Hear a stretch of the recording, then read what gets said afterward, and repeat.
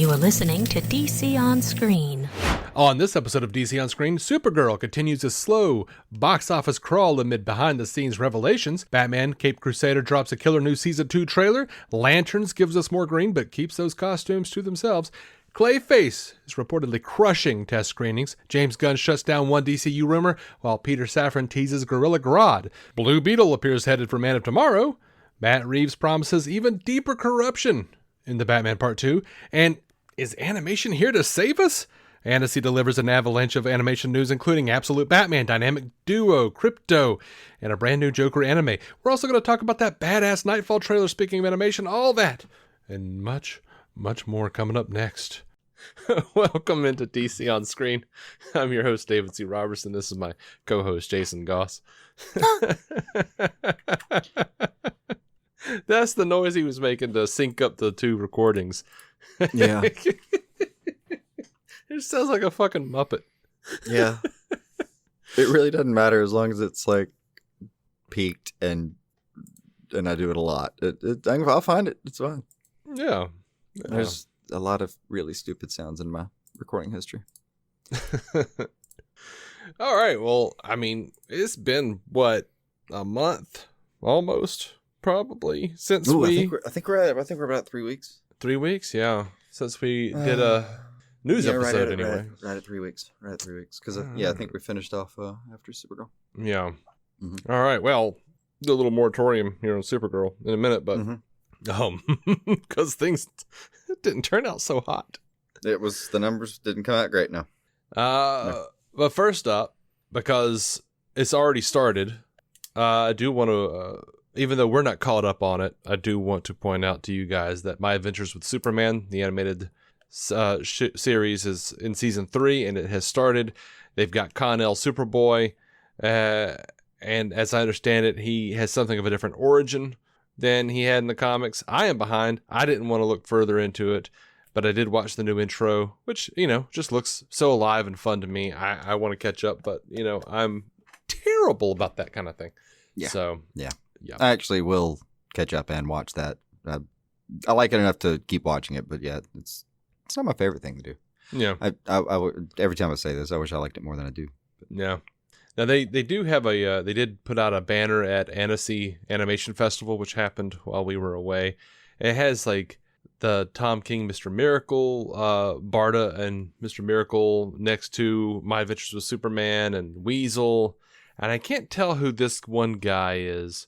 But then we've got like Damian Wayne from the that Amazon Batman show that everybody likes to shit on. Importantly, they have Jessica Cruz from the My Adventures with Green Lantern, and she's like looking like a fucking Sailor Moon character. I think it looks dope. I love it. Mm-hmm. I love it. We got Caped Crusader Batman. We've got Mrs. Frankenstein. Is that what she's called? Oh, the Bride. That's what it is. Bride Frankenstein. Yeah. They actually just used the proper term. Yeah. Now, what's interesting to me is on this one picture on this big banner, which no one really covered. It looks like we've got remember that Stargirl animated show that they talked about for a while? Kind of. This doesn't look like Teen Titans Stargirl. This looks like an entirely different Stargirl, and I'm assuming it's from that. But then I can also see like over in the on the far end is what looks like a horribly designed Krypto. And I'm wondering if that's part of that. Oh God. Yeah. That looks like it kind of looks like an Adventure Time Krypto. Yeah. Anyway. That's not a Krypto that I'm familiar with. Mm-hmm. Like, that looks like Family Guy making fun of Krypto. A little bit, but we know a Krypto animated series is coming, and I do talk about that at the end of the show. Yeah, I wanted to bookend. I dig that, man. I'm always happy to see Eel represented somewhere. Is that Eel though? Eel? Is that Eel stretching back there? It didn't look like him to me. I imagined it was because it was stretchy, and I saw a little bit of red. But now that I'm really looking at it, I don't think so. Yeah, it's I don't know what the deal is with that. I don't know who that is. Can't place it. Oh well. Yeah. Oh well. Cool banner though. Love to see it. Yeah. So let's look at Supergirl, because let's just do our little moratorium. We got it's been out for 20 days, y'all. 20 days. And this thing has got 66.7 million in the US, 49.4 million in international sales, and that comes out to 116.1 million worldwide. 20 days, super flop. That's going to be, wow. What do we think they spent on this right now? Like 200? I don't know. The numbers, what's Box Office Mojo? I'll look at Box Office Mojo while you're talking. I mean, sure. Look, that's the thing is, though, like, different outlets have said different numbers. Gunn has said it's not close to that, so I don't know. I don't know what to say. I don't know what, I kind of don't care. I have a half-educated guess. So and look, here's how bad it is. It doesn't fucking matter what they said. It will not. This is bad. Yeah, it's bad. I'll tell you if I find it. I don't see anything yet. It's just showing the same figures you had, though. As far as the incoming, I was looking for the outgoing. And it's funny because we posted our Supergirl review, and we had waited a few days. So I had stated this in our review. I want to be like, we waited a few days so we wouldn't be immediately murdered. Well, I just didn't also care that much. I was like, okay, it's just not that good. But we actually just had some stuff come up and couldn't do it for like 48 hours or so past where we normally would have. But I genuinely was like, I don't mind the heat dying down online. This is ridiculous. The bots were angry and quick. And we had one idiot saying like, "Whoa, what's that? You got if you if you wanted to like it, you would have liked it." That's fucking bullshit. Because I desperately wanted to like this movie. My Millie Alcock, Supergirl, and Baby Krypto are still on my desk, staring right at me. Like, this is a thing that I haven't. I'm not happy about it, but look. No, I'm really not. I think I liked it. I mean, well, again, I don't hate it. It's just it's a C. I don't. Yeah. I don't think I might watch it again sometime. I probably will, as an experiment, watch it again sometime. Which I suspect will be available any day now. Yeah. What did you say we're at? 20 days? Yeah. I was going to ask you this earlier. Do you think we're going to go 45, or do you think they're going to cut it short? 30? There are rumors that we're looking at about 32 to 35 days before it hits streaming. I think 30. My bet right now is 30. Like as soon as, I want to say 30. I mean, there are rumors that it's coming soon. Like, I would not be surprised if next week you start to see just my bet. I won't be surprised if next week we start to see the announcements of when you'll be able to watch it at home. And it will be followed very shortly with the ability to rent it at home. And honestly, that's not going to last more than like a week or two before it's just available on HBO Max to stream. I think it'll do well on streaming, though. Oh, God, yeah. Talked to a lot of people who said they were waiting on it to come streaming. So yeah. I think there'll be a bunch of pieces coming out saying, I think a lot of the criticism in, let's say, 30 days from now, I think a lot of the pieces we'll be covering will roughly say the numbers on streaming look pretty good. You know, does this justify what happened in the theaters? No. We made a movie, and you needed the movie to make that kind of money. It just physically didn't make that money yet. Yeah, and so we had a lot of people grading it for what it really is, though. I think in 30 days, rather than all the kind of bullshit. But like Rotten Tomatoes, the critics give it about what, like a 60? I haven't even looked back at it, but like the audience score was super high. I'm loath to go there, but I'm not curious. Like super high. It was like in the 70s, I thought. I was going to type torrent tomatoes. That sounds better. They're always really mismatched, but I say that. Most of the stuff we cover is deeply mismatched. Yeah. I have the theme for DC Superhero Girls in my after seeing that banner. Sorry. Yeah. 75% popcorn, 54% tomato. God, I feel dirty even using their fucking stupid ratings. Yeah. You can half trust the 75%. You cannot trust the actual rotten meter in the slightest. It's a grade of, again, just in case we hadn't go this well, Rotten Tomatoes is a grade of like people that they pick. Like you kind of basically submit yourself, and then they're in if you want to. Like it's a stupidly curated poll. It's not like it's democratic pool of journalists or something like that. It's just like a bunch of people who wanted to get in, so they're like, I'm a journalist, and they're like, you're good, and then they kind of boot you if you don't submit enough. Like it's them, and it's a 0 if they voted it under. I think it was 60, under 70% or something like that. Okay. It's been a while, but it was like if I don't know. the critic score was under 70, it gets 0, and if it's over 70, it gets 100. It's a pass or fail test. But if you're looking at the audience rating being in the 70s, that's pretty good considering how many incels and dude bros fucking review bombed it. Agreed. Yeah, I mean that's basically a bunch of people saying this was a pretty okay movie, and coming out in mass. It's 5,000 plus verified ratings. It says. Yeah. In mass, people coming out to say this is pretty okay movie, which is what I would call it. Like our friend Sean Ray saw our review and said, "Well, that cinches it. I'm not going to watch it in theaters." No, and I was like, go watch it. I said, "Don't let us sway you," because a lot of people have said it was really good, and also we were incredibly biased toward what the comic did. Yeah. I'm deeply disappointed because we were sold a vision of the comic. But again, like if you're just if you don't want to, of course, don't go. But yeah, don't let us discourage you. For sure, I think go check it out, and for sure, put some money somewhere in the damn process. Like at least buy it when it gets to the house, rent it there. Like do something to show some support for the movie because for fuck's sake, we actually just have to do that, even if you don't love it. Yeah. And like, here's when I say I don't like a thing or I hate a thing, well, it really depends on what I'm talking about. Like if I'm talking about Supergirl, it means it was all right. Yeah. I mean, we have hated a couple, haven't we? Have we really just hated any? Have we hated any? I mean, you hated Wonder Woman 84. Pretty solid. I hate the Wonder whole Woman 84. premise was offensive to you. On top of it being, at best, pretty mediocre. Yeah. Is that a pretty good description of your feelings? It's not the premise necessarily. It's what they did with the premise. It's like the mechanism. I mean, they used the major rapey mechanism of it. Yeah. That I guess doesn't quite magic wash in a way that it is. Like that was the best excuse for it. Was it magic washes? And I get that doesn't really work. Yeah, but it was like they had the same thought you did. It was like, oh, it's magic. It doesn't need to make sense. No, these fucking need to have rules within the universe. Yeah, even beyond the rapiness of it, as you put it. Yeah.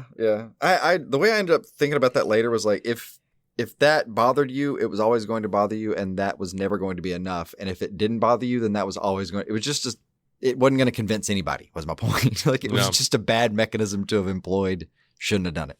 Anyway, but short of that, did we really hate anything? I mean, Black Adam was okay. Supergirl was better than Black Adam. Yeah, I think so. Supergirl was better than most of the last embers of the DCEU. It's better than the Flash. Yeah, better than the Flash. Weirdly enough, not Didn't as do as well good as the Flash. Weirdly enough, the Supergirl action in the Flash was better. But again, I don't think that was because of any single shot in Supergirl. It was the editing of those shots. Yeah. That didn't work for me in the action scenes. It was how they were crumbled together, or just collapsed on each other, that made that not work for me. But the shots themselves look good. Like the trailer looked great. Yeah. And by the way, if they, pulled up and said, hey, by the way, next year we're going to do a sequel called Supergirls, and it's going to be like fucking interdimensional hijinks with Sasha Calle and Millie Alcock, I would be there day one. I'm on board. I'll come take out the trash and in the studio if it'll help you make it. Fuck, actually, whatever you need. Look, I mean, coffee. I'll run it. I can't afford it. I'll bring it to you though. Also, this is James Gunn learning a lesson, right? Like they put out this fucking That's piece. Some of the speculation is, what are we taking away, Gunn? Yeah, like we have this behind the scenes hit piece, and I don't know if it's Gunn put this out. I don't know who's making the hit. Who did? Yeah. We end up learning stuff like that a year or two later sometimes, and actually learning the real answer, because we've seen stuff like this over the years. THR Variety will put out a piece. We make our bets about who did it, and then we end up finding, oh yeah, it was definitely Ann Sarnoff or something. And it was a long ass article just to say that Gillespie and Gunn disagreed during the production and disagreed after the production, and they put out both versions. They put out the Gillespie's version and the studio's version and test screenings, and the audiences liked the theatrical cut just a small margin of points. I think it was like 2 or 3 points more, and that's what they went with. But and people are like, oh, it's not enough to choose the studio cut over the director's cut. It is when the director proudly states that he didn't read the fucking book. Yeah. I mean, it really just, it is when you made the bet on that. I mean, it's not a landslide, but it's a win. Yeah. And look, it would, if it was sports, 2 would work. 2 would be enough. And Yeah. I said this in our review, that Anna Nagura, the writer, did not understand the book. She didn't understand the ending of the book. And I got a couple of people message me and tell me I didn't understand because Anna understood it perfectly. No, motherfucker. She literally, in an interview with Variety, said, I find it's quite a dark ending of the comic. He essentially has changed, Krim, and she kills him, Ruthie, kills him anyway because she still just has this anger. And you understand there's this element of deserve, right? Motherfucker, she did not kill him. Yeah, I really want to sane wash that into some sort of interpretation, but it really just is on paper what that says. Yeah. She did not understand she the ending of the blankly comic. stated the ending wrong. I don't know if that's just how she remembered it that day and did it wrong or what, but Yeah. So that is factually wrong. Fine, but also no. Yeah. That was factually stating that she, in an interview, said what she believed was the ending of that book, and that was not the ending of that book. Yeah. So look, if you enjoyed Supergirl, I am super happy for you because I wish I had, and I'm not mad at anybody for, and honestly, our people are great. For the most part, I had like 2 or 3 people who just maybe were newcomers and didn't understand what we were getting at. But, our people that we know, that we are like, who've been listening to us for years, were like, hey, man, I liked it. I'm like, cool. I love that. Mm-hmm. And they were like, oh, thanks. Cool. Wish you had. And that's it. That's it. Yeah. Like, they're back to fucking liking our shit and talking to us just like normal. Like, it's not, like, I swear to God, like, we are not trying to throw down here. We don't have like a fucking like huge fan base, but the people we have are fucking quality. Yeah. And maybe that says something about the fucking fandom. A little bit, yeah. That's a good point. Yeah. There's a very small segment of people who listen to us and go, by gum, I might not agree with them, but they're reasonable motherfuckers. Oh, yeah. It's hard to do, shorts of like fair and balanced arguments. I hate using that phrase. But yeah, it's hard to do shorts of Fox stuff News that ruined it. Yeah, I know. Of like nuanced takes those take a second. Yeah. We often, our typical review takes roughly the length of the movie is what we've discovered. But I find that, a lot of these people who are so reasonable, who listen to us, and even if, like I said, reasonable doesn't mean they're agreeing with us. It just means that they're, understanding that people have opinions. Hearing other people's out, like reasonable to me. I heard it's, so I had somebody put it recently about like, you saw things from my perspective for a second. I forget. But yeah, like we have a lot of that going on. Like, yeah, I can see what you're saying. Like you're an idiot. But I can see what you're saying. Like I think people listen to us all the time and probably think like, oh yeah, that's completely fucking wrong. But yeah, I see your point. Yeah. Like, based on like when I see on Reddit people just arguing over ridiculous stuff, I'm like, oh yeah, there's got to be like a lot of people who's listening to us thinking you're a fucking idiot, but also like they're at least reasonable enough to not attack us over it. Yeah. There's like, I'll just let them be wrong. Yeah. I think we've. But a lot of these people, I agree. I like to imagine like these are people. A lot of these people, for real, have been with us for so long. It's like they are walking with a limp. They've got the fucking bloody like tatters over the one eye that's missing. They were here through the Snyder Wars. We've seen some shit. Truly, we've seen some shit. Like we've suffered. We've weathered. Like there, and to that point, a lot of people here like have these sort of almost a parasocial-ish kind of relationship with how Hollywood works, or at least has previously worked and is kind of still whatever. We're mostly just working out our thoughts and how the fuck things are working out loud half the time here. So like, like everyone here has a basic kind of understanding of roughly how that works and how things move a little more slowly than the internet would make you believe sometimes. Yeah. Hey, by the way, I did think of a good second ago. What do you think about this as for Rotten Tomatoes? If you want to interpret the difference between the crit, like the popcorn, and the rotten and the tomato, whatever, the critic stupid score, I think this might be a way to interpret. So the critic score, or I'm sorry, the audience score, the popcorn thing, the one that's kind of A little bit democratic. Those are just people who used the site and said what they think. This is like the Amazon review version, if with even less bots, I guess, probably. All right. Maybe. We'll see. But that rating, so the 54% that's how many critics agree with the audience review. So I think on that website, the critic score is going to be the percentage of people that agree with the percentage in the audience score. So in this case, only half the people there agree that it was 75% good. Mm-hmm. But like the way this website actually does their scores, that's probably a more accurate description of it. It's not like the critics actually graded at 54. It's not that the average critic actually said it's 50% a movie.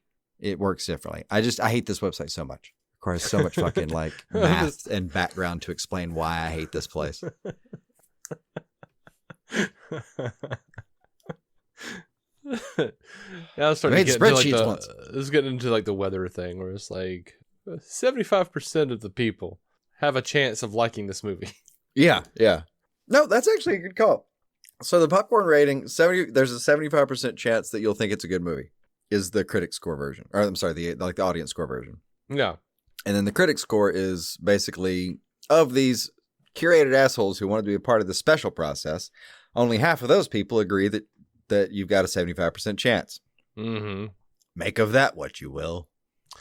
Yeah. I kind of think, it's an all right movie. I'll get it on Blu-ray or whatever. I'll get a copy. I'll get a copy. I kind of want to go up to the theater just for something, maybe in the next month or so, like the next, probably like in the next 2-3 weeks exactly. Uh-huh. Go see if I can get a discounted Supergirl cup. Oh yeah, I won't, but they'll have a few up there for $5, I think. I got enough stuff around my house at the end of their life cycle. The Supergirl cup's just hilarious. I want a copy of it if they're gonna. Sure, I'll be happy to know that. I'm like, if I ever want to see that again, I can look it up online. Be like, look at that weird Supergirl dick. Look at that funny design. For $25, that's not funny enough. But for the $5 I might be able to get it for, that's funny enough. Like, it kind of looks like a fleshlight. Kind of looks like just headless tits, but then it also foreskin. I don't. It's not. Yeah, it's not a creature. Yeah, and then like you can look at the cup innocently and be like, I get how you were just actually recreating the jacket, but yeah. A headless Supergirl is a weird choice anyway. It is, but I like. All right, so I'm looking at my cup right now from Superman last year, and it doesn't strike me as a headless Superman. Yeah. It could, but it kind of doesn't work the same. I kind of want to get the cup now. Okay. Now I actively want the cup to compare them. I want to throw it. I want to throw it at you. It's fine. So what does it strike you as now, Jason? It strikes me as free if you throw it at me. All right. Solves all of my problems. Yeah. So, you have any thoughts on why this thing failed as much as it did? Because it can't just be one thing. It's not going to be just because of misogyny or whatever. That's a huge part is misogyny. Huge part is it got caught up in this fucking cycle. It's going to be that. It's going to be just that it's summer and nothing's doing well, by the way. It's the second in 3 major blockbusters to absolutely flop the fuck out of there. Like, Moana, whatever the fuck, isn't going to get out of the water. Like, it's not going to get... Yeah, like Masters out of the water financially. Well. Yeah, the other one, Masters. I mean, that's maybe Jared Leto's fault. Like, I want to blame it on him because it's the funniest thing, but he's the least of the problems there in some ways. But the new Spider-Man like broke records in the box office sales. Yeah, and I'm kind of wondering, like, is that one going to be the exception? Did everyone just save all their money this year to go to Spider-Man? I think probably because shit was tight this summer. We're not doing well. That's another thing that happened here. We're not doing that great. Yeah. And also, Millie said some shit she shouldn't have said in the press. Like, she got a little bit of the Brie Larson treatment. What did she say? I don't remember. Christians? Yes. She was talking about hateful dudes online and how it's always the same dudes. It's always like Christian father of however many. And, Oh, yeah, I remember that clip. Which is not it's a true thing. Single and, not a word wrong about the statement. But then, like, all these other, like, dads who are Christians got mad because they can't fucking decipher anything. They can't rationalize. Naturally. Like, but she's not saying all of them. It's always the hateful fucks somehow who are claiming. Yeah, that's what she's saying. Like, yeah. And it would be inaccurate to say that hateful keyboard fucks don't have a look to them. Yeah. There's a certain visage I have in mind when I think incel, you know? Right. Like Rule number 1, they have to look like a toe. Yeah, like a big they toe. look like they're hosting this podcast largely, but it's like a big toe wearing sunglasses. That's what I imagine. I think Gunn did them pretty well in Creature Commandos, if I'm being honest. Yeah. But, that was one of the things. It's like, don't fucking make enemies. Don't make enemies. But if I add all those too, like, we're not doing well. Let's say that costed, I thought the movie would make $250. I think I predicted maybe, because I think we looked it up and it was like Superman made like $350, and we're like, I think $250 is maybe where it can go. Yeah. Way under that. Just like a third of that, really, but quarter on opening. And I mean, God, like, the news cycle, man, that's got to be worth at least 20-25% of the drop, but it can't be all of it. Not the incels can't be all of it. Fox News can't be all of it. Yeah. Like gas prices this summer sucking so bad that going to your local theater is a consideration can't still be all of it. Yeah. I don't know. I all of those things combining, not great, but there's something else in the air, like something else, some mystery flavor. I don't know. I think it's just a combination of things. Is people going like, well, you know what? I don't want to go spend more money at a theater on some, C-level character that I've never heard of. The only movie she's had is universally known as being shit. I mean, right now you're describing someone who's so GA that I don't even know if they knew about that part. It depends on which cross-section you're talking about, though. Yeah, I mean, also, I do think it hurt it that it looks too much like Guardians of the Galaxy. Like, I saw the differences, but, all most people need is like, oh, man, look, it's somebody with a fucking long coat and they have a fucking iPod listening to music and then 70s hits in the space. That's fucking this Guardians. Yeah. I think some of the online chatter that, like we'll call it the non-incel part of the online bullshit, like that looks too much like Guardians. I don't know if there was any kind of, didn't we just see Supergirl do this like 2 years ago kind of thing, but because I don't know how many people are paying enough attention to remember there was a Flash Supergirl. I don't think enough. I don't think that would have factored in much. But I mean, I don't know what bullshit Reddit would have gotten up to on that. I'm very glad it didn't look. I mean, if they stepped away from the fucking iPod bullshit, and they made it more colorful, more fantastical, like the comic, no one would have said shit about Guardians of the Galaxy. No, I liked the iPod just fine. You would have had to get rid of the jacket too. Yes. To make that really work. I think you could maybe do one or the other, but both was a little too damning, maybe. But again, I think that's one of those where I don't know, man, if you can't get past that, like, it's a little similar, but I don't really care. A lot of things are similar. That wasn't a deterrent for me. I don't. For you, it wasn't completely. It wasn't a deterrent for either of us, but looking at it as like a general audience member, and also taking into account all the stuff that I've heard people in my real life ask me, like, it kind of looks like this. It looks like this. Yeah, describe that to me. I'm just having trouble getting my head around the take. What's there to have trouble with? It's in space. There are clunky looking vehicles that look like the fucking Guardians of the Galaxy type of ships. Well, it's not so much that. It's just that, like, you see the same. The bar looks shoot 'em like up every summer though, and no one cares. Like, we see a space movie with the superheroes every summer now, and well, it's got to be like the bar. There's a disco ball. Why is there a fucking disco ball in an alien bar? Why are they playing 70s music? Why has she got a trench coat in space? Why does she have an iPod listening to 70s hits? It's all, people think like it's all just very James Gunn.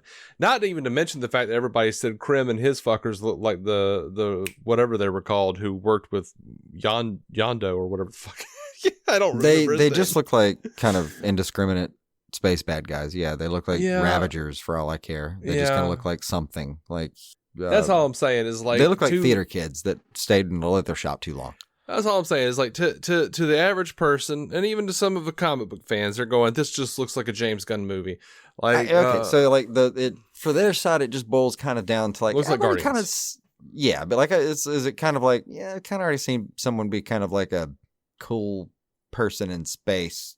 I've already kind of filled that void in my life, I guess. Like, I don't know. I don't need a hip dude in space anymore. I already did that. And I've seen a lot of people saying they're not going to watch it until they find out that Krypto doesn't die because they don't trust Gunn after the fucking Guardians Volume 3. I actually do get that a little bit. I did want some assurances.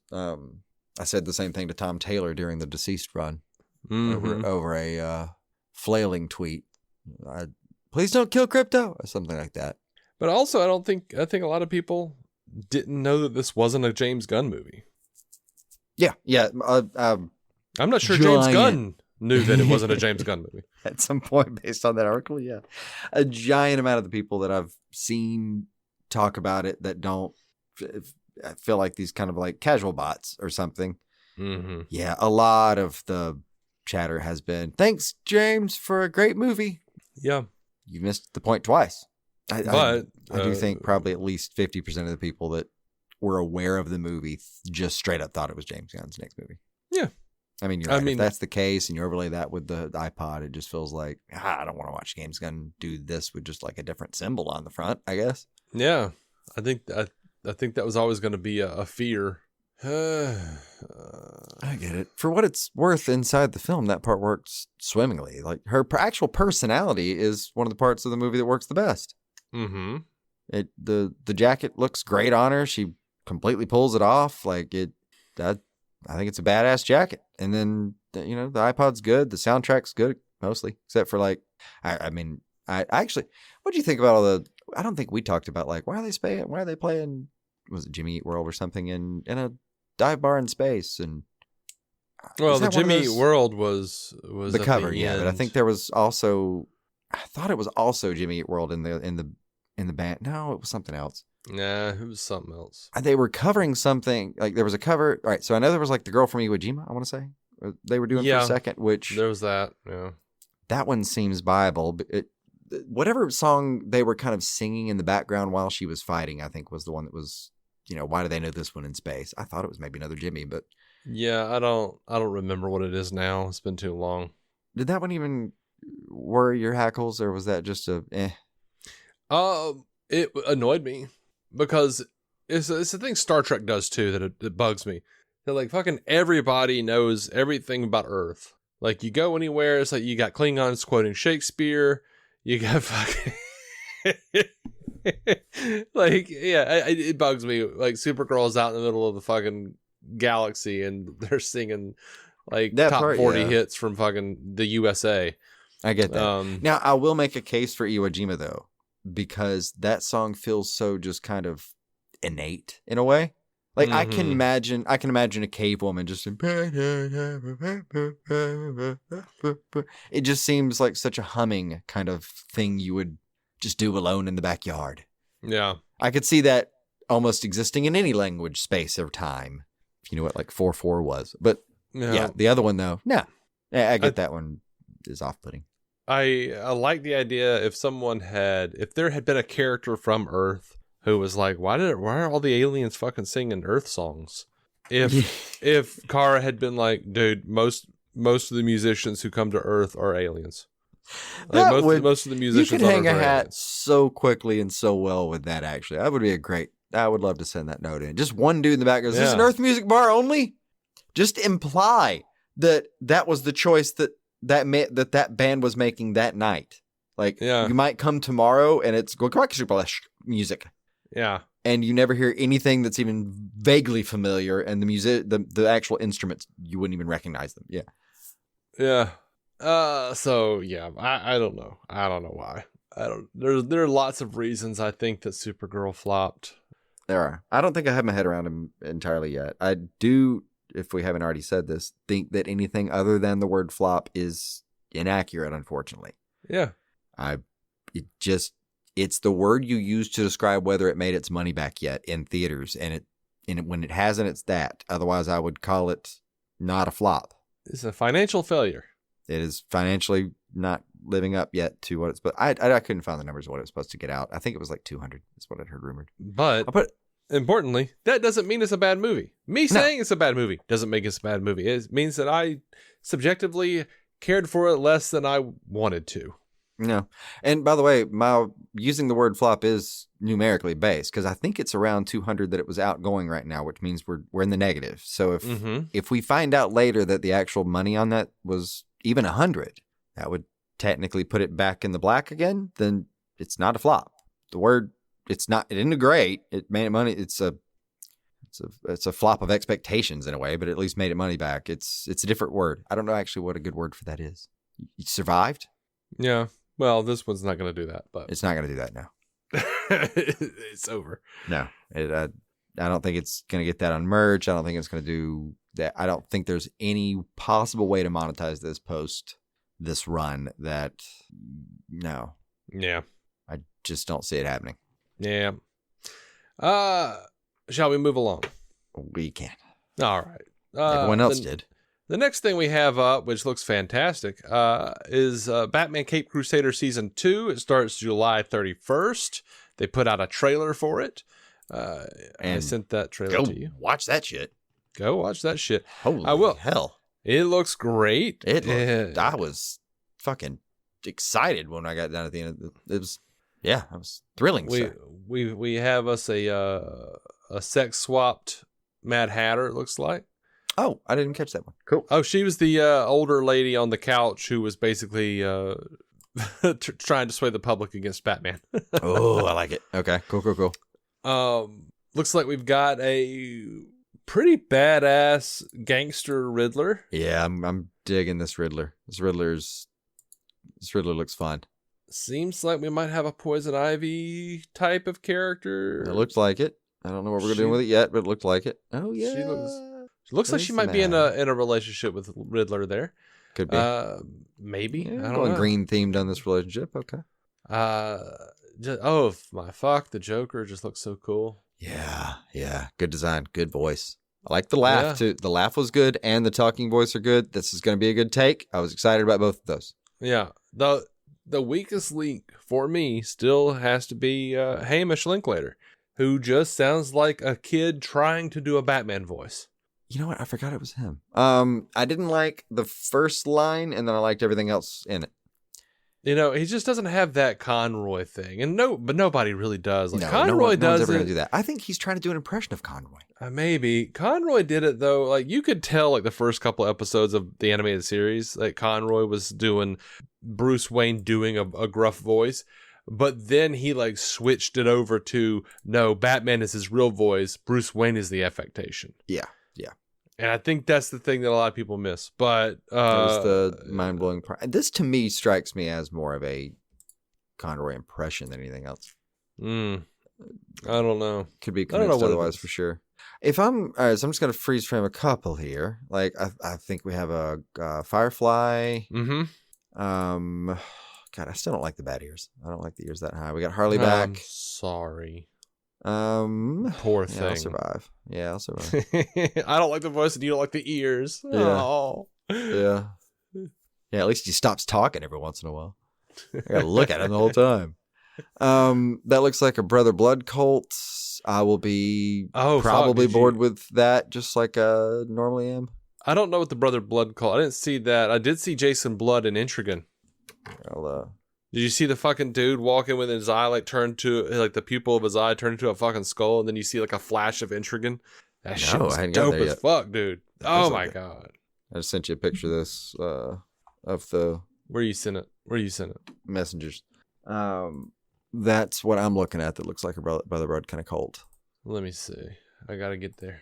You know, since they killed Messenger, the Messenger app, the desktop version, it's just hell. Yeah. I would leave it immediately. It's just that the entire history of our conversation is. My guy, that looks like some sort of a Batman cult. A little. I mean, the guy has, dude, like is that a man bat cult? Maybe this dude has like red robes. He has a yellow bat symbol. I think that might be a man bat cult because hold on, because I saw man bat later in this thing. There's man bat behind them, but he's running. This is a cult. All right, we got a fucking It's flying. All right, we got a Red Robin style fight. That looks like a Grundy, like a hip Grundy. Yeah. Yeah, there's going to be a Grundy. Right, but right after that is, that's a fucking man bat. Right after that. Yeah. Did you catch him? Yeah, I did actually. Okay. He's just like staring down the camera and smacking it. I don't know who the one dude is with the neck brace thing. Oh, I'll need to look. I don't remember neck brace. It was real quick. I didn't catch it. I love the bloody bat. Oh, the bat symbol with the bloody handprints was great. Good image. Deeply taken with this trailer. It was great. By the way, the song in the background, I dig that. I heard somebody the other day that was making fun of trailers. They said something about like, all you got to do is slow down an old pop song, and you've got like, and we're done here. Mm-hmm. And God, I didn't even realize until they said that how old that trope was now. I mean, that's been around for 10, 12 years. Feels like this felt like getting back to the idea that you just have a really cool track. You just write good music for the trailer. Mm-hmm. You play that music, and then so that man toward bat the end, you the said, tempo goes up. That man bat you said slapping him. I thought that was intriguing because right before that you see Jason Blood and his eye turns into the fucking skull. The one jumping off the. No, he's just walking. Oh, is that Jason Blood? Well, he's got the red hair and the white stripe. You're right. Red hair. I thought that was fucking like a hip Grundy. Yeah, it might be. I don't know. A hip Grundy. It does. It looks because he's got a little hipster hoodie. I thought it was Jason Blood. I say hip because it's got that fucking haircut with the short sides, the scalped sides above the ears, and then the yeah. I don't know who the guy in the neck brace is. Don't know about neck brace. Neck brace is completely lost to me. Definitely a man bat. Them some wings. I don't know who's jumping off in pajamas. I don't know about the neck. I got a good shot of him if you want to look, but don't know who it is. He's got a giant hook. And that's a crowbar. Crowbar? The guy with the neck brace? It's not quite a crowbar. That's no crowbar I've ever used. It's like a weird hooky thing. It's a crowbar. I'm looking at it. Not this shot. Hold on. Okay, where he actually, when it comes down on Batman's head, it looks like a different kind of hook. Yeah, right there. It looks weird. I mean, that might be a crowbar post having already gone down on Batman's head. Yeah. Then we got a bloody handprint situation. Sounds cool. Then the whole thing seems to speed up. I've come to awaken you, all that stuff. Yeah. Yeah. To show you who you really are. He's going to have like a Transylvanian affectation almost. But did you see like after the Joker bit, who you are? There's like Batman in like a mist fighting a bunch of like bat cultists or ninjas or something. I do see that. Yeah, or at least like a bunch of, at the very least, it's a bunch of goons dressed up in bat ears sent for him. Yeah. It's seriously like a slight affectation of maybe like Transylvania or something in that Joker voice. I don't know what it is, but I love it. Yeah, it was good. It was different. And again, the laugh at the very end, they finally give you the laugh as the black fades in, and the laugh is good. Oh yeah, you're right. That is some kind of a hook, isn't it? It's something weird. That other shot looked like it was a crowbar for real, though. Yeah, it looks more straight there. When you're looking at it there, it's a whole bendy situation. All right, well, hell. Hey, I think it looks cool. I think it excited looks for it. great. I'm pumped. Mm-hmm. Moving on to Lanterns, which comes out August 16th. Mm-hmm. We got some new posters that have been circulating, and everybody's complaining. Yeah, there's a lot more green on the one sheets, but people are upset, like, because Hal and fucking John are in their civvies, you know? And they're like, why aren't they in the Green Lantern costumes? Because the costumes suck. Because y'all didn't like them. You know what I would have done? Here's what I would have done. The poster for Lanterns would have been one sheet of green with the word Lanterns and the fucking air date. That's what you would have gotten. Yep. That's it. And then the next trailer would be out in a few weeks. Yeah. I'm like, you know, and we've said it too. The one shot, the few shots that we've gotten of the outfits, the costumes have sucked. Yeah, but they don't look genuinely like their actual wardrobes more. Like, I'm more excited about how Jordan's civvy jacket right now because I was taken with his jacket, if I recall. Yeah, you were. Than I am the actual uniform in its current state. Yeah. But I'm not against. We've only seen a glimpse. I'm still holding out some, We've seen a couple glimpses. Yeah. And holding out for misinterpretation here. My hopes may be, we haven't we've seen hide nor hair of Jon Stewart's costume. Might be a different costume entirely. That's, that's pretty standard in the way of Green Lanterns. Uh-huh. So, I tell you what would have helped maybe. And I wonder if they couldn't do it just because the fucking uniforms are so fragile. All those superhero costumes that they use, they've got several of them and they're all fragile. They're all fall apart. They're expensive as fuck and they fall apart. $250K a piece if you're lucky. But, I really like the Hal Jordan look of like the bomber jacket over the fucking uniform. Yeah. Sort of like Cyclops had in the 90s. I like the idea Cyclops of in the I like the idea of that. Anyway, yeah. So on to Clayface. October 23rd is when that comes out. So DC Film News over on X shared a couple of updates. They said that there was a Clayface test screening. Word out of the room is positive. Then another tweet confirmed that the titular character will transform into, well, they said, quote, he's a big motherfucker, stunning and grotesque, similar to the image below with an asymmetrical jaw.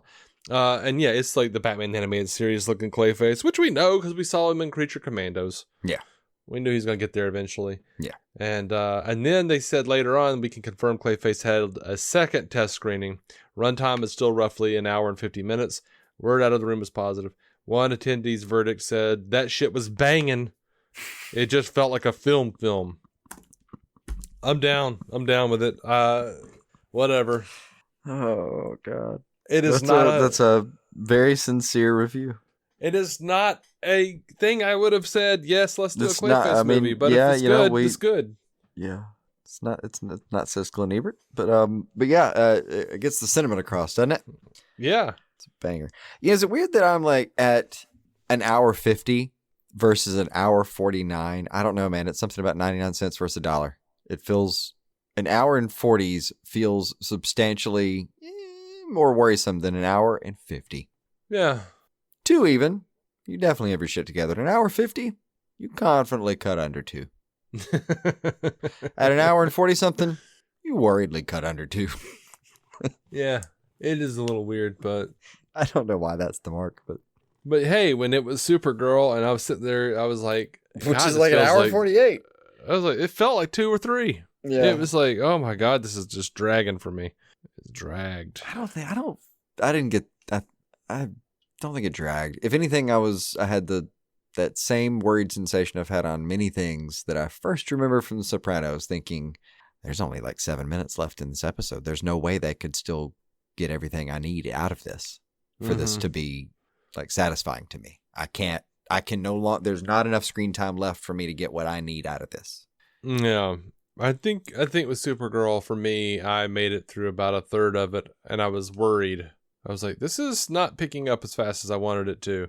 And then about halfway through, I went, oh, this is bad. Okay. And then it was just like trying to like come to terms. Well, no, I didn't go to this is bad because it's still not bad. I remember like halfway through thinking like, oh, okay, so we're only going to be able to get, all right, we're only going to get this far in. And then just after that, it was just a series of, am I looking at it wrong or was that editing? Am I being harsh or is that editing too weird? And like a lot of, I don't feel great about that. Is that like a lot of just judging my own judgments throughout the process of watching that? Just yeah, I feel like I'm being harsh about that, or did that not make? No, I don't think that made sense. Like I feel like I've watched enough of these movies where I can tell when there was problems behind the scenes. It's fair. Yes, this does feel fair. like Incredible Hulk. Yeah, that's fair. I'm not great at sensing when there's editing issues, kind of until it's pointed out, and then like I'm actually good at magic eyes, so I can do those quickly. But it feels like when you get a magic eye and you can see the whole thing, it feels that transformative to me. Like when you kind of, or somebody points out, like, oh, the editing, I'm like, oh yeah, the editing. That was what was so weird. And then like whole scenes make sense to me. Then like not in the good way. I mean, my understanding of why it went badly makes more sense. Yeah. I just have this general sense of being underwhelmed, and then when it's explained later, I'm like, oh, that's why it just sort of kind of made sense. Like that. I don't. Okay, I didn't have enough drugs for that to feel good. That's why. Like that's. I needed like a college amount of drugs for that editing not to have worried me. Gotcha. Mm-hmm. All right, let's move over to Knightfall Part 1, which is coming out late 2026. So they did put out a trailer at this R-rated Batman movie. How do you feel, Jason? Just as good. I think it looks fantastic. Yeah. I think the artwork has blown me away. It looks like, that's the thing about Knightfall. Those books were, the covers, the insides were all sorts of different artists, but because it was a story that ran throughout multiple lot of books. Yeah, it was like Detective Comics, Robin, Batman, a bunch of different things. Yeah, but most of the vast majority of the covers were done by Kelly Jones, and that's what the artwork looks like here. It looks like they did an animated version of Kelly Jones' work. The entire trailer, like everything here looks like cover art. It's detailed. It's gorgeous. Like this is like people drew what they wanted to draw on these characters and like kept it. There was no simplifying shit. They went grand. It was it's good. Yeah. Action looks brutal. Looks brutal, looks violent, looks fantastic. It really does. It looks great, man. This is going to be just like a popcorn animated movie. I mean, like just a maybe it's going to be deeper than that. No, I don't mean like the bad version. I mean like fucking chill with a giant ass thing of popcorn and fucking dig in. This is going to be 2 hours of some serious shit. Yeah, and it's the first of a trilogy. Yeah. Man, I'm excited. I mean, Knightfall deserves a trilogy if you wanted to do it. Sure do. Nightfall, Night's End, whatever it is. What does No Man's Land get if this got a trilogy? Oh, hell. Or I just saw what looked like one in the trailer. What does Court of Owls get? Yeah. I can't remember what it's called now. Like there was, because it got like a trilogy of names. It was Nightfall, something, and Night's End. What was it? Night Quest. Gotcha. Yeah, dude, that shit was. I mean, that was my heart growing up. That was what got me hardcore into the comics. Yeah. That was an important run for a lot of people, with good reason. I had the book. I still have the book. The Denny O'Neil thick ass novel. Did you get all the satisfaction you wanted out of that? Out of one of the kind of one of the really great lines that give it your best shot. Yeah, it was fine in the trailer there. It was fine. I think that throwdown is going to be kind of everything I'd hope for. Yeah. There's something about the animated Warner Brothers trailers where they still edit their trailers like 90s direct to home video horror films with the fade to white shots. Like, I don't know. There's something about it. That I'm still like, I don't like the cut of the trailer. Huh. Okay, I could see that. Yeah. It's like, okay, this is like early 2000s, fucking Final Destination trailer on home video. Gotcha. I mean, a little, but it's a recipe that works and it keeps things moving. That's a very active, like action packed trailer. Mm-hmm. It very much worked for me. I'm into it. Yeah, I'm down. Man of Tomorrow coming out July 9th, 2027. Nexus Point News reported that Jolo will be returning as Blue Beetle in Man of Tomorrow. Oh, yeah. I saw a glimmer of that this afternoon. And then The Wrap reported it, and Deadline reported it, and Variety reported it, and Angel Manuel Soto, the director of Blue Beetle, confirmed it. So I'm going to guess it's true. So we feel okay about it? Yeah. I feel all right about it. I feel all right enough to say it. Yeah. Cool. I like it. That's fine. We know Millie's coming back for Man of Tomorrow. I'm good. I don't know. By the way, with Man of Tomorrow, I had it happened quickly last week. So there's in the update section of me trying to get on that fucking set. I just to tell everyone, keep rooting for me.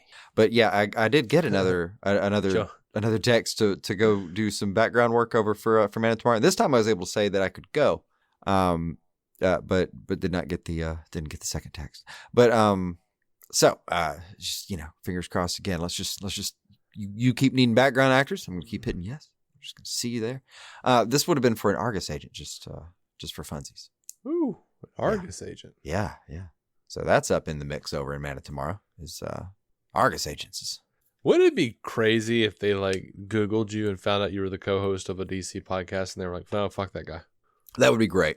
I would love to be just searchable enough to A, not see the benefits of being searchable enough on the one hand, and then B, just see the outcome of not being called back. It's the perfect Venn diagram of being noticeable. Yeah. It's exactly what you want. Over to the Batman Part 2, which comes out October 1st, 2027. There is actually a lot of stuff to talk about, and we will talk about almost none of it. Perfect. Because let me tell you this, Jeff Snyder has been saying some wild ass shit about the casting of this movie. Just gonna let that settle. About how people aren't like playing who we think they're playing, and it's getting into like real spoilery territory, and I'm just like, man, I don't want to fucking get into that. I don't want to fucking ruin you on it or our listeners. It's out there if you want to look at it. That's fair. But holy shit. That's all I'll say is holy damn shit. That's fair. Reeves explicitly told Deadline, though, that the Batman Part 2 is going to dig into the epic story about deeper corruption, and it goes into places that he couldn't anticipate in the first one. You say deeper corruption, I just automatically think of Court of Owls. Court of Owls, yeah. If you want to, I mean, I know what's at the inside of this Tootsie Pop. Right. Tootsie Pop, right? Yeah. And as we move into the home stretch here, let's get into a little bit of DCT. All right. I have a little bit of not Sierra Mist. Now, we talked about how James had said that he met with David Ellison, and we don't, a bunch of people are coming together to try to stop this merger. Who knows what's actually going to happen with it, but David Ellison, who owns Paramount, has met with James Gunn. We talked about how James Gunn already said that they're going to kind of let him do what they want to do, which was, to me, kind of is a big red flag. Yeah, it's a sea change from absolutely no one tells me what to do at all to I have to take a meeting and they're going to kind of let things slide. Like things are changing. Yeah. Bottom line, fact. So at the Supergirl premiere, we had executive producer Lars P. Winther, and he was speaking with THR. God, what a name. I know. Sorry. Sorry, Lars. And he revealed that David Ellison was already getting involved, and he confirmed that Gunn and Safran met with Ellison to talk about the future of the show, of the franchise. He says he came to Trilith already. That's where we shoot all of our movies that James directs. He came to Atlanta. We showed him everything, and we're having discussions with him. So it was just a confirmation of what we talked about earlier. Is that there are conversations happening. Yeah. So this kind of lit the internet up briefly a few days ago. Dynamic Duo. It came out. It was at the Annecy festival that the story will follow Jason Todd and Dick Grayson as a pair of street rats who nickname themselves the Dynamic Duo, only to head in very different directions. Dick becomes Batman's sidekick while Jason joins the Red Hood gang. And this is the animated thing that they do with fucking puppets. You know what I'm talking about? You remember this? No. Puppets. Yeah, I showed you. Dude, it looks awesome too. Like, I showed you a trailer or a short film that they did with fucking puppets, and it looks fantastic. But anyway, this was a thing that was announced forever ago. And people are real mad that like they're fucking with Dick Grayson and Jason Todd's origins. They're making them contemporaries, and this isn't how it's supposed to go. And you know, you'd be shocked at how many people I saw say, you don't fuck with Batman. Well, sweetie, I hate to inform you. I'm so sorry. The original Jason Todd just had Dick Grayson's origin. He was just a circus kid whose parents also got killed. Like, it was exactly the same origin. Was it circus? It was exactly the same. straight up portrait. Yeah, In the version I remember is the car thief version, or the tires. That's the second. That's the post crisis version. Yeah, Okay. like the original Jason Todd was a ginger, and he was a circus kid. He had So the we already had same that going for fucking He was a ginger, and he had this, but he had the circus. That was the only difference, was that he had red hair, Right. of varying shades, Right. depending on who colored it. Sometimes he was a blonde, sometimes he was strawberry blonde, sometimes he was a straight up redhead. But and he also had a circus family who fucking died falling from a trapeze. It was the same fucking thing. It was stupid. Ooh, yeah. Okay. So That's rough. don't that get being all up said- in your feels. That's all I'm saying. I know, They I fuck know, with it but- all the time. Yeah, they No do. point. It's in a way it's like as illegitimate to say like, yeah, in the very first version, you know, it was just a Dick Grayson knockoff because it's not even the most recognizable version anymore. Like that seems like the kind of point where like, what are we talking about here? Like it shouldn't have mattered that much to begin with. Mm-mm. Because yeah, we're gonna fuck with these things a lot. I'm not sure I love them being necessarily contemporaries, but we'll see. Yeah, I like there being Not- a succession of Robins, but we have a lot of Robins to play with. So like, yeah, I'm gonna hear it out. yeah. I mean, I don't think it's. I mean, you remember what Cape Crusader did with them, right? No. I have to rewatch season 1. What do we do with them? There's like a murder at the circus, and there are a bunch of like fucking like lost boy fucking homeless kids, and it was just like one was Dick, one was Jason, one was Carrie. Excellent. They were just a bunch of fucking kids who kind of helped Batman solve the thing, and then he like puts them in a home or some shit. Excellent. Like, if you want to talk about fucking with origins, we do it all the time. Yeah, that'll really do it. And they didn't even put like a button on it, really. Like, it was like, I watched it and then it was like, wait a minute. Let me go back and watch that episode again. Oh, yeah, okay. That's funny because they had Jason be a redhead there, too. No, Oh my of course God. you have to. Like, just bring him in, slide him out. No big acknowledgement. That's fine. I mean, but it something that I'm realizing, you don't really get the same complaints out of like Alfred, but I don't really see the same Alfred anywhere twice. Yeah. Everybody does their own take on Alfred, and he's got Oh. pecs now, or he doesn't, but he was a badass once, or this version's just a doddering old. It's always a different Alfred. There was a slew when Cape Crusader first came out. There was a slew of people angry that Batman was a fat guy. I mean, that Alfred was a fat guy. And I'm like, that's still, I mean, that's Golden Age Alfred. That's original Alfred. Original Alfred was a fat guy. Yeah, true. He was just at some point like just a gentleman's gentleman. It's not. Yeah. It's fucking Mr. Belvedere over Yeah, here. he didn't necessarily have an MI6 background all the time. And then he came back from a spa and he was thin. Yeah. Came back from a spa. I came back then. What happened? They drew me differently. It's as good as like I used to fantasize that they could just put you in a coma for like 2 months and you'd just wake up at your ideal weight. Yeah. Lovely addiction treatment too, probably. Oh man. Anyway, so hilariously, they announced these 3 big deal animated series on the same day that Supergirl came out. Mm-hmm. I'm not sure if I want to say it's because they knew it was going to be bad or not, but whatever. It was during the Annecy Animation Festival, so I think it's more likely that it just happened that way. They announced Joker Laugh Riot, the studio's second anime after Suicide Squad Isekai, so you can mark this one off your watch list. Yeah. Sorry. They're teaming up with Sola Entertainment, with the show helmed by Chao award-winning director Yashiro Okai, I guess, who did Lord of the Rings: The War of Rohirrim. Mm-hmm. The story will see the Joker launch a ruthless crusade through Gotham's underworld to find Batman's killer, who took away his greatest adversary and, of course, his own kill. Mm-hmm. But as his violent quest for answers turns him into more of a vigilante than a villain, the Joker is forced to confront the truth that without Batman, he doesn't know who he is. That sounds like a cool premise. I like the premise. Yeah, I dig it.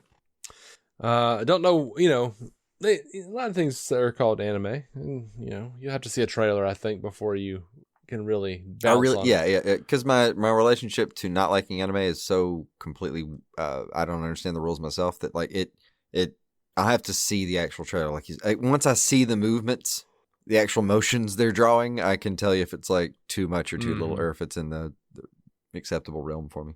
Yeah.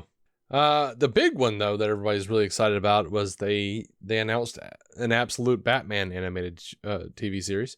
Yeah, Scott Snyder is show running. of course. Can't imagine you would do anything else with that. Yeah, man, I wish I was more on board with that stuff.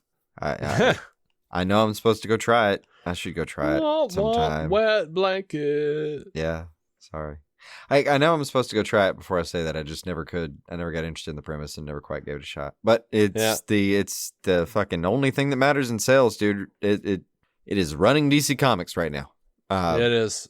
I am a deeply an exception to the rule here. Yeah. In both not having already tried it and proclaiming that I'm not necessarily interested. Yeah, and look, I mean, McFarlane is losing the toy license soon, but even they are squeezing out an absolute Superman, Batman, and Wonder Woman before it all goes tits up. Oh yeah, I forgot about that. Yeah, they should. Yeah, run out the clock with some fucking 3-pointers, dude. Yeah, more than fucking absolute Batman though. Like absolute Wonder Woman looks dope as fuck, dude. Probably. Like, can we just bring her to the main universe? Like, Jesus Christ. Anyway. Yeah. Well, some of them, yeah, you know how this works. They'll make it over. They kind of did technically make it over recently as sort of I forget how. It's kind of a Jokerized version of things. Mm-hmm. I think it was Jokerized. Anyway, I'd have to look that up again. But they did kind of technically make it into one of the crossover kind of stories. Yeah. All In or whatever. I don't know. I think it was the new history. Oh, okay. I want to say it was part of the new history. I'll pull that up again and see what they did. But yeah, they'll canonize themselves somewhere or somehow. I thought it was just I thought the Absolute Universe was a universe that was created by Darkseid. Something like that. Yeah, that was it. It was Darkseid. You're right. Yeah, that was it.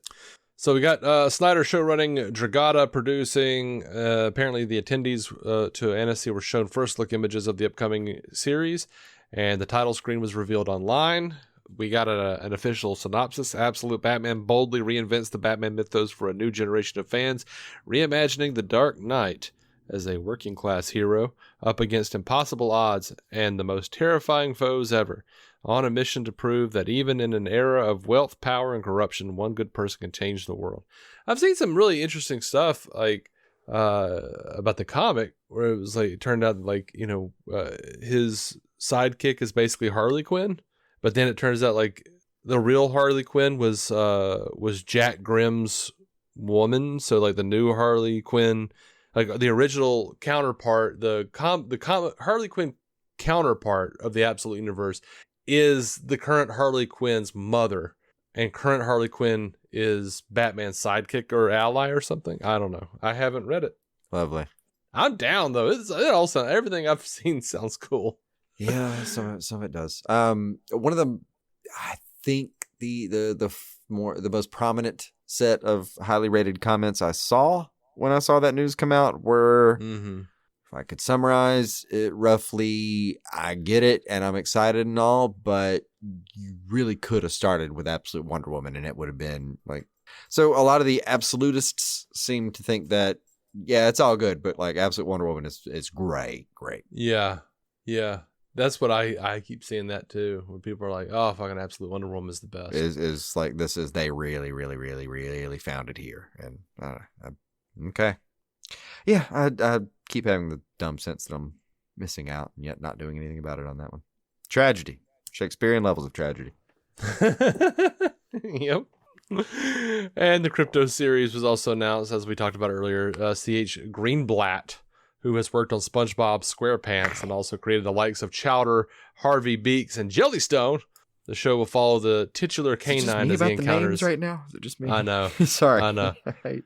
Titular canine as he encounters a ragtag group of criminals, ending up embroiled in their misadventures. They discover he's even more destructive than they are, and he gradually begins redeeming them with his infectious, lovable, chaotic charms. I gotta say, don't have any interest in that one so far. It'll be cute. We'll give it a shot at this household. We'll try it. But So according to Deadline, Jimmy Tatro is in talks to join the show they keep calling DC Crime as Gorilla Grodd. This is the Jimmy Olsen Gorilla Grodd show. We got no other specific details. The first season is said to center around Grodd, who is, a Flash villain largely. And it says, Deadline says, DC Crime is billed as something like a true crime docuseries with Jimmy as its host. James Gunn says it is not and has never been called DC Crime. Yeah. Now, at a Supergirl event in Brazil, though, Peter Safran was talking about, he's confirming, we got the Batman Brave and the Bold coming. And, we've also got, we talked about the Gorilla Grodd show for HBO that we'll start shooting this year. And he's like, I probably shouldn't have said that. Mm-hmm.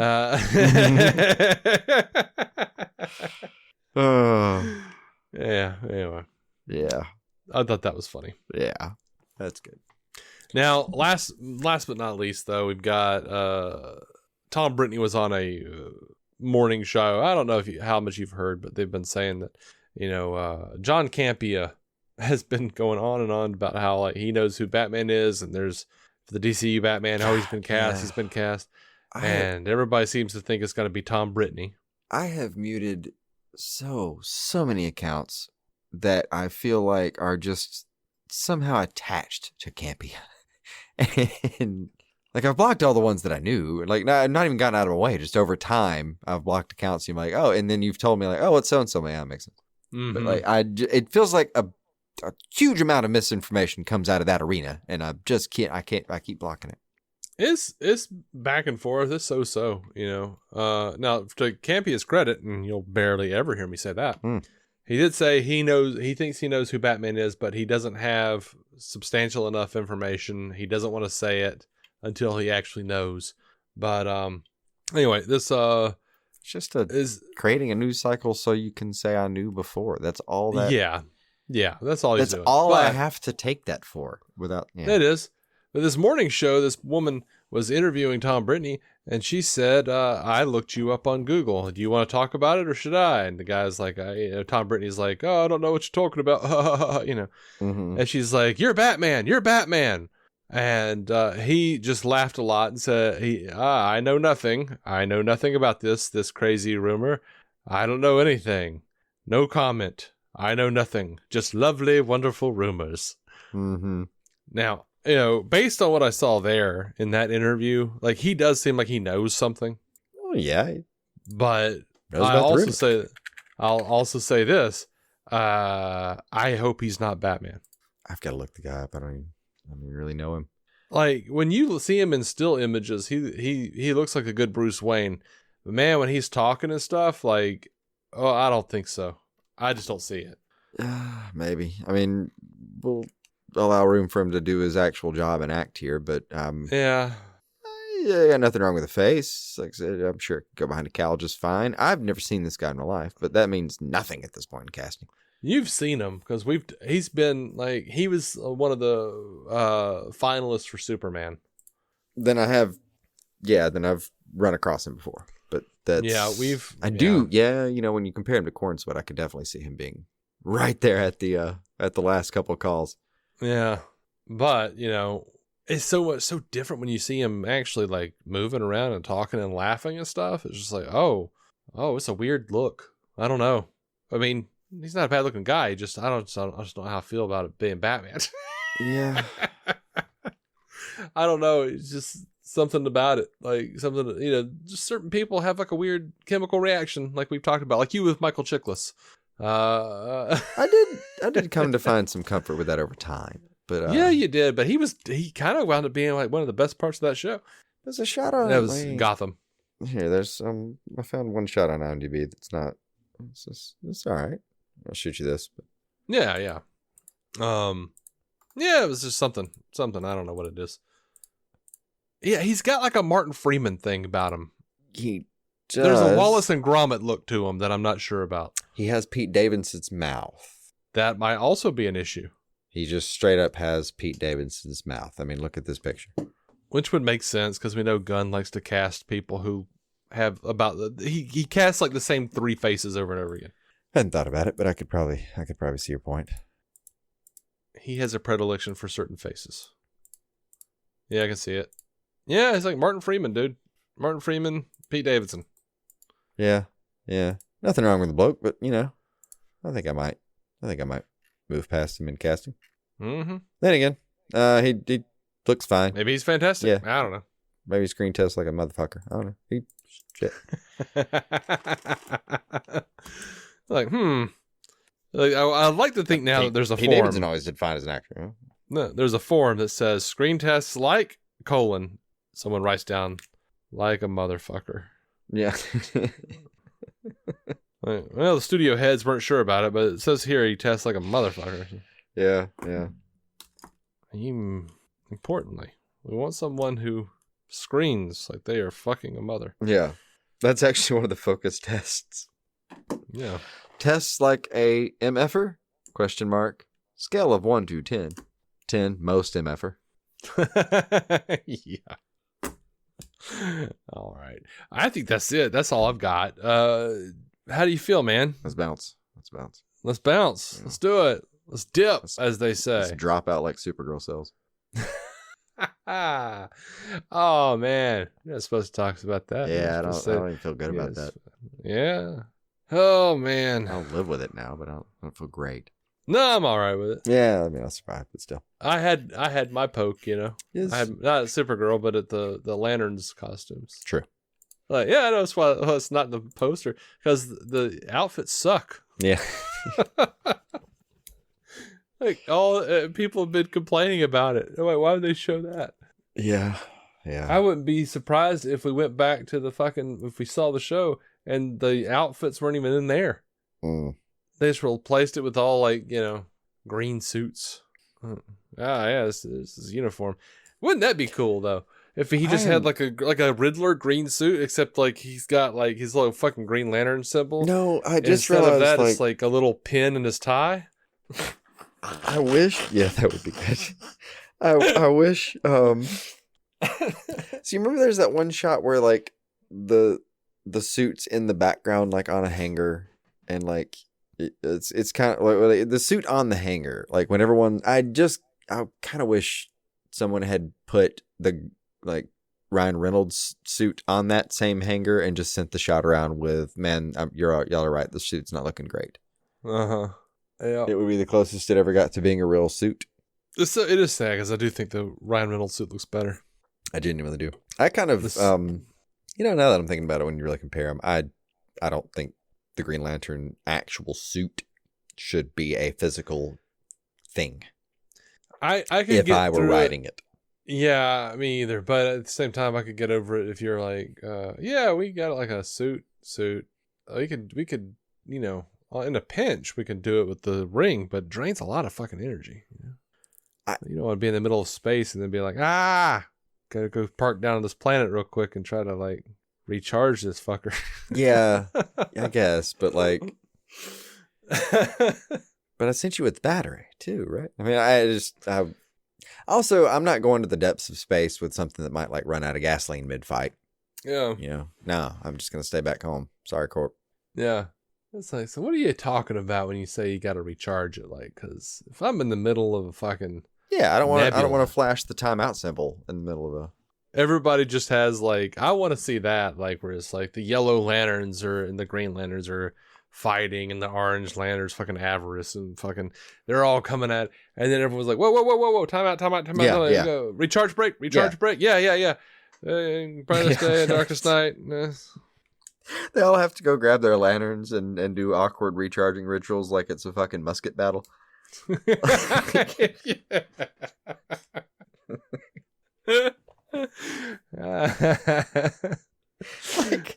to the point that by like the third time it happens, they're just like, so what are y'all doing after this? Like, well, yeah. I mean, like, we don't kill each other. Like, what are y'all doing after this? Oh God, there's some Schleckles on this planet over here that's pretty fire, dude. If you want to just like, I mean, we could just, y'all want to just go? We don't have to.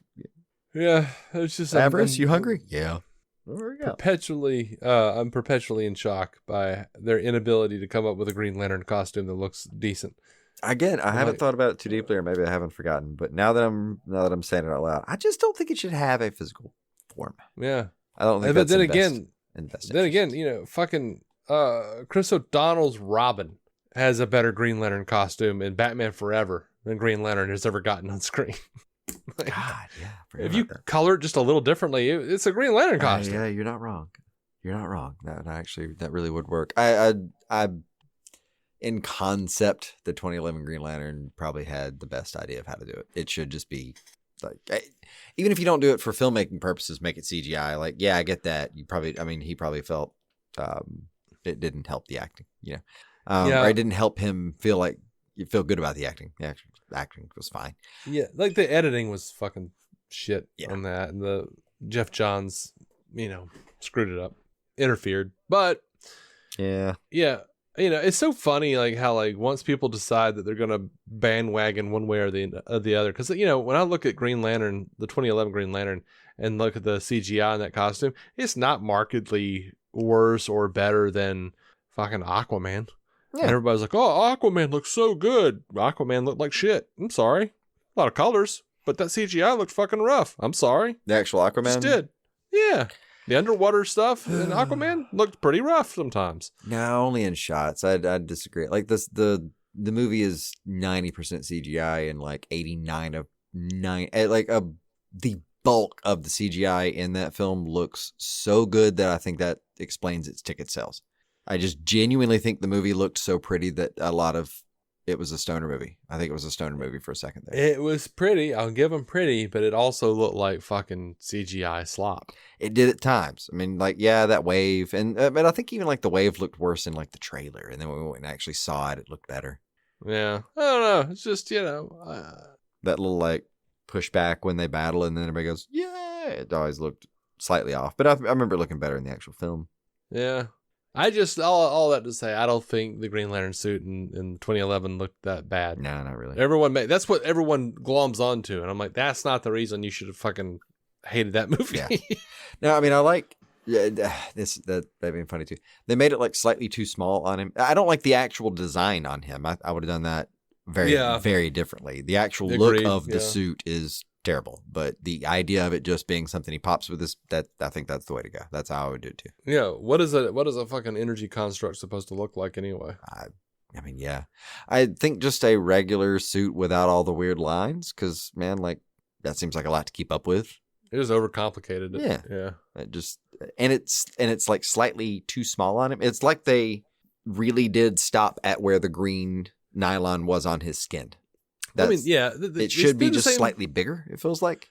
Yeah, they did the same thing, though, with fucking Cavill's costume, Man of Steel. Like, everything that Snyder did.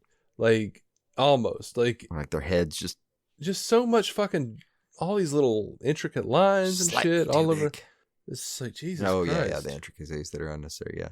I mean, with Man of Steel, he's at least trying to say, like, yeah, it's in Kryptonian, it tells a whole story. Yeah, the story that you and the costume designer know that no one. Yeah. Like, how much money did y'all spend on that discussion? Yeah. I'm a huge fan of Easter eggs and all that, but you do have to make sure they pay off. I mean, $400 million independent movie, man. Yeah. You do have to at least leave us enough bits of crumbs for us to go find that and evaluate your Easter eggs. Otherwise, they're just that's kind of how I'm feeling right now. It's like, where I'm like, God, Snyder did like $400 billion fucking independent films that went way too far. And now I feel like Gunn is doing like $200 million fucking CW shows. I'm like, you need to step it up on the costumes, man. These look awful in some ways. I don't know. So far I'm on board. I on some of them I am. And then others I'm just like, oh, this is rough. You know, to be fair, the ones that I have a problem with are the ones that I haven't seen yet mostly. So we'll see. Yeah, we'll see. We'll see. Like, to be fair, the one that I actually have seen on Guy Gardner, I like just fine. Well, Guy Gardner, his outfit looked like the others. They were bunch of corporate queefs, you know what I mean? Like, they were just fucking assholes, like doing what the man told them. Yeah, they were wearing some just kind of stylized stuff, but like I liked just the actual version of a lantern I've seen on screen in a uniform. I like just fine, so I'll hold out that too. Yeah, I mean, I didn't like the costumes, but I felt like I was not supposed to. See, if that makes sense. I did like them. I think those were just actually designed earnestly, and you're supposed to like them. You think so? Yeah, I think so. Talking about him, Terrific, and Hawk. Yeah, but they were like, it was very clearly just like the corporate version of a superhero team. Like they were all matched. Their costumes were basically the same with just slight differences to accentuate their They're like branded to them, but it's kind of like leather jacket, like whatever material under. It's like jumpsuit of whatever you call superhero material, and then kind of a leather jacket that's designed in your piece. Mm-hmm. Which, well, I don't know. I don't think Hawk Girl. Well, she kind of had like something leather. It's hard to put a jacket on her exactly. She had a jacket. Was it a jacket? Mm-hmm. I'm looking at her action figure right now. Gotta be some very special tailoring on the back there. I mean, and then, these things don't make sense in the real world. They do not. Terrific. I assume the base of that design, if they did kind of standardize them across them, I assume the base would have been Terrific. He's got to have that leather jacket, and then we can do the rest from there. Which the base definitely felt like Terrific because I think what they're steering towards is eventually they'll break ties with Lord, and it'll be the Terrifics. Yeah, true. I did see some rumors about a Mr. Terrific TV series. Oh yeah, they're developing that shit for sure. But we found out about that. That hit the news a few times recently, and I was like, we've known that for a long time. We kind of have, but like I see it bouncing around here and there. Everybody, these motherfuckers always like breaking news. And then, fucking 4 months ago. Yeah, that's true. What are y'all talking about? We done known this. Yeah, we done known this. I wonder how many stories I'm missing because I've just muted the word breaking. Probably a lot of exclusive. I've probably missed a lot of stories about burglaries. Yeah, I'm okay with breaking more than I am. It's official. Yeah, because people who say it's official 90% of the time don't know what the fuck it means. That's true. That's also true. I'm like, oh, this is a rumor that you made up. That does not mean official.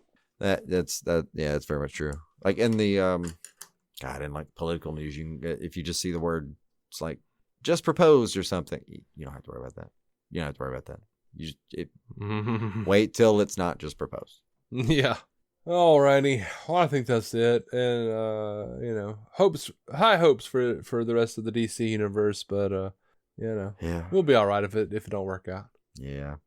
I think it will in whatever capacity. I'm not sure exactly what adjustments we'll make off of this bit of it. Not too many. I mean, this isn't going to change any of the stuff that's currently in the air. I don't think it'll change what was going on going forward too much, other than Gunn might be a little heavy-handed at certain parts of the process where he wasn't before. Yeah. I don't know. I think I think hopefully this is going to be a positive thing. And I say that because I hope Gunn learns a lesson that you can't just be all willy-nilly just because you liked a couple of fucking movies some dude did. Couple episodes of whatever the fuck he did, Peacemaker that he did. You gotta actually go like, all right, man, you've actually got to read the book. We've got to be on the same page. You can't just make whatever the fuck. Yeah, that's the thing is like, I think there's a lesson here. I just don't know what it is yet. I think that's involved. Like you got to be doing the same homework that I'm doing. There was a lot of not on the same page. But again, I don't know. In the technicals, the dailies come back, those discussions, I don't know. There's a lot of lessons there he might come away with that are more like practical kind of things. Okay, I'm going to have to see the dailies at this rate instead of this, and then I actually maybe don't need the dailies. I need you to maybe just not send me dailies because separately that all looked fine. And just send me the cutties, we'll call them. When you've cut all these together, you send it to me then. It's interesting though too because it's like send me the wikis. Superman was a success. I saw some people saying like, well, look, we said we didn't like the way Millie looked when she showed up in Superman. When she was announced, we said we thought she wasn't a good looking person. Okay, fine. Y'all said the same thing about Corn Sweat, and that movie was a success. Yeah, he's on Cologne now. So, he's fine. So like, why is it different? Like, you can't, a bunch of assholes decide that nobody but Sydney Sweeney should be able to play fucking Supergirl. Okay. Yeah. Fucking assholes. Pathetic loser sons of bitches. If you put the entire last year of press aside, I still wouldn't think. No. If you put the last 3 years of press aside, however long Madam Web was, I still wouldn't think Sydney would be the right call. No. I know she's only some reactionary bullshit talking point in this particular news cycle, but still. It's The just, people who are suggesting her don't even actually really care that they're suggesting her. They're just trying to be base, There are these guys, like I'm part of a lot of action figure customization groups and stuff. Mm-hmm. And there are always these like gross fuckers who are like, I imagine they sound like Kevin Malone from The Office. You know, they're like, "Oh, I got the new McFarlane Black Canary, Mm-hmm. and I fixed her.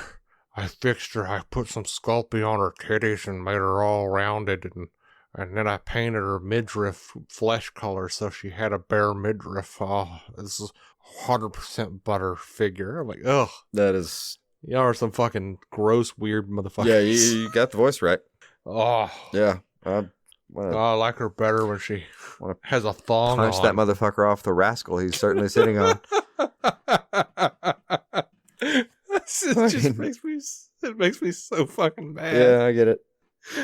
Like, it was a perfectly good figure. Yeah. You didn't have to paint her midriff. You did not have like to goon it, man. Damn. Oh, she's wearing a diaper. I changed it so she's wearing a thong. Mm-hmm. Oh, so much better, Papa-like. They say shit like that too. They say like delectable. I'm like, oh, you're talking about a toy. You're talking about an action figure. You sick fuck. Yeah. Anyway, that's who I think are mostly the people who are like, ah.